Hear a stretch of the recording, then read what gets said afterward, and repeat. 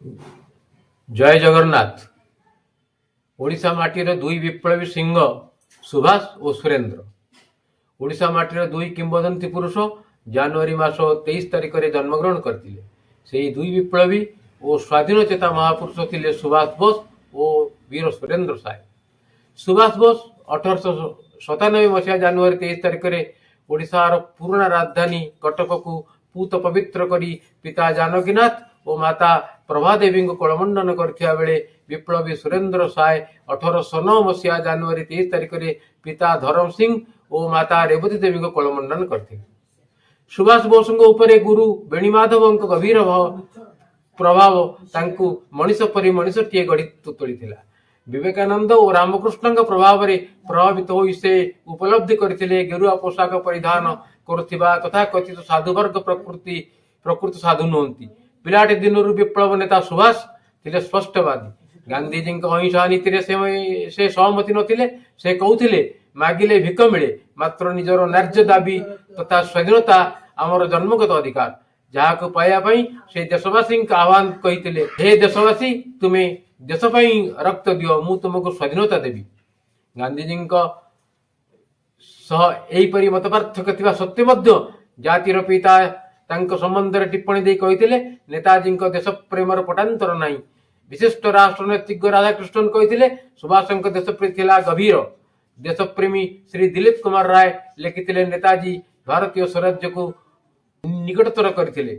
आजाद हिंद सरकार गठन करने समस्त भारतीय मान को आह्वान दे सुभाष कही हे भारतीय वीर संतानगण तुम जाति धर्म वर्ण निर्विशेष आमर त्रिरंगा तले एकत्रित हो भारत मातार मुक्ति विरोचित संग्राम कर।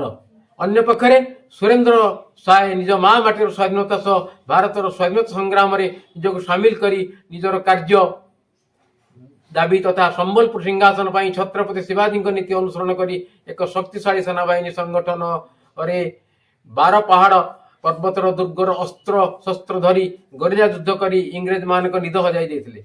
मात्र देब्रीगढ़ दुर्गर अस्त्र शस्त्र धरी रहुथिबा सुरेंद्र साय और लखनपुर गंड जमीदार विषय तांकर जड़े अनुगत पहाड़ गंडा तांको उपस्थिति खबर इंग्रेज मान देवारू इंग्रेज मान अतर्कित आक्रमण जगू केते विद्रोही हत्या हेबा स्थले सुरेंद्र साय आहत अवस्था पलायन करथिले एवं घटना जीवा बाटरे से धरा पड़ी 5 वर्ष कारादंड भोगी।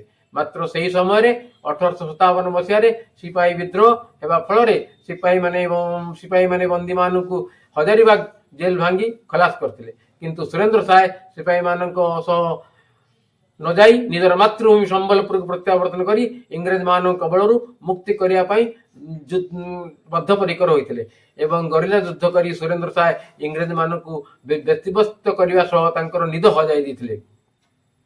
1961 मसीह मेजर इन्फे संबलपुर दायित्व नेवा पर शांति प्रस्ताव अनुसार सुरेंद्र साय तांको पुत्र मित्रभानु साय प्रति उदार मनोभाव पोषण करा विप्लवी माने आत्मसमर्पण करेंगे बोली राजी होते। ये प्रस्ताव कटकर तत्कालीन कमिशनर A.N. सोर समर्थन करी बंग सरकार को क्षमा देवा सह बाज्याप्त संपत्ति फेराई देवा तथापि इंग्रेज माने मुक्ति बाढ़ी जदि आईन दृष्टि सुरेंद्र अपराध नहेले नैतिकता दृष्टि दोषी तेणु 1813 मसीहा 3 नंबर रेगुलेशन अनुजाई सुरेंद्र साय समेत 5 जन को आजीवन कारादंड दिगला।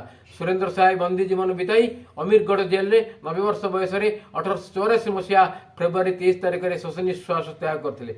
आज एका दिन में पड़ुवा दुई विप्लवी नेता जन्म जयंती माँ माटी प्रति गभीर स्नेह और स्वाधीन चेता मनोभाव समाजर प्रत्येक व्यक्ति को प्रेरणा जगाऊ एति मात्र निवेदन। जय जगन्नाथ।